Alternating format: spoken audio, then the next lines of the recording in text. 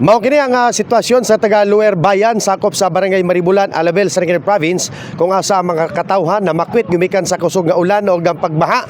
Mao nga dinhi sila sa tulay na tulog o ganining orasa nakadawat sila og init-init nga arroz kaldo og tinapay gikan sa brigada o gikan sa pribadong organisasyon.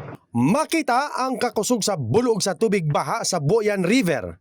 Gumikan sa kakusog sa ulan gabi sa adlong Huwebes, Desyembre 26 sa kasamtangan nga tuig. Niawas ang sapaog nangadto sa kabalayan ang tubig baha.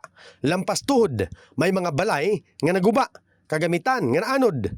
Nakabkab ang dalan og nalumos patay ang mga hayop. Siguro ang ulan siguro mga alas 2 sa hapon. Pagka alas 10, baha naman.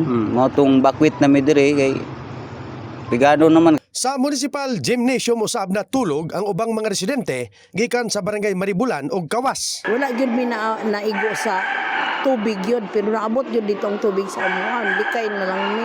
Samtang, duha ka baka ug usa ka karabaw ang namising human sa pagbaha.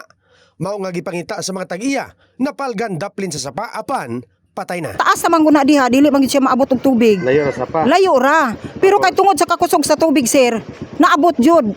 Gani ang buntag, gituyok usab ni Mayor Vic Paul Salarda ang tulo ka barangay nga apektado sa baha. Gipasiguro nini nga matagan og pagkaon og tubig ang mga apektado. First time with sa history nga gikan junction dia going to barangay Maribulan hantod sa tulay sa Buayan dia gyud ang tubig. Nakabenepisyo usab ang pipila ka residente sa mga isda nga nagaawa sa fish pond. O sa nini si Ram Tamba. Sulba rin isa, tuwa na rin niya kaya pag mo na yung bahala-bahaan, namin pong sundanon po na. In the heart of changing lives, kini si Verjason sa 89.5 Brigada News FM Jensen, The Music News Authority.